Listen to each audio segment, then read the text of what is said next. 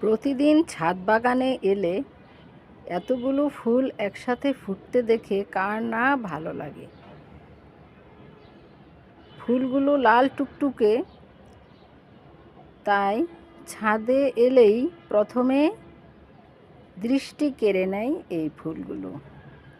অজস্র পরিমাণে ফুটছে প্রত্যেকটি গাছের অগ্রভাগে, প্রত্যেকটি গাছের ডালে এত বেশি বেশি করে এই ফুল ফুটছে যে দেখে মুগ্ধ না হয়ে উপায় নেই। আরও কলি আছে, আপনারা দেখে বুঝতে পারছেন যে ফুলগুলোর কলি আরও আসছে, যেগুলো আছে সেগুলো ফুটে চলছে। তবে এখন ভালো লাগছে এই ফুলগুলোকে। গাছ বড় হয়ে গিয়েছিল, কেটে ফেলেছিলাম, বিরাট বড় বড় গাছ। একটা মরা গাছ দেখতে পাচ্ছেন ওই পাশে, এটাও কিন্তু সেই লঙ্কা জবা বা মরিচ জবারই গাছ।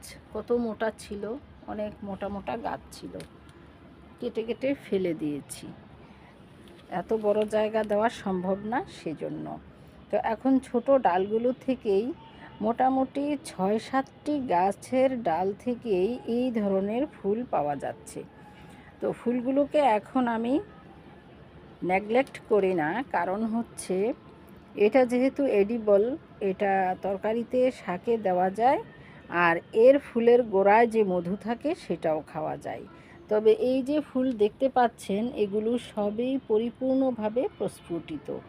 এই পরিপূর্ণভাবে ফোটা ফুলগুলোর গোড়াতেই মধু থাকে। এই ফুলটা যেমন ভালো করে ফুটে নাই, এখনও পাপড়িগুলো ছড়ায় নাই, এগুলো ছড়িয়ে গিয়েছে।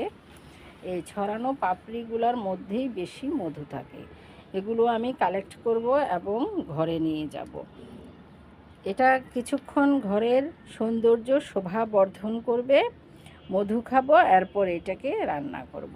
তো আপনারা এই গাছটি রাখতে পারেন। আর জানেন জবা ফুল এডিবল, গোলাপ ফুল এডিবল, এই রকম কয়েকটি ফুল আছে এডিবল, অপরাজিতা ফুল এডিবল।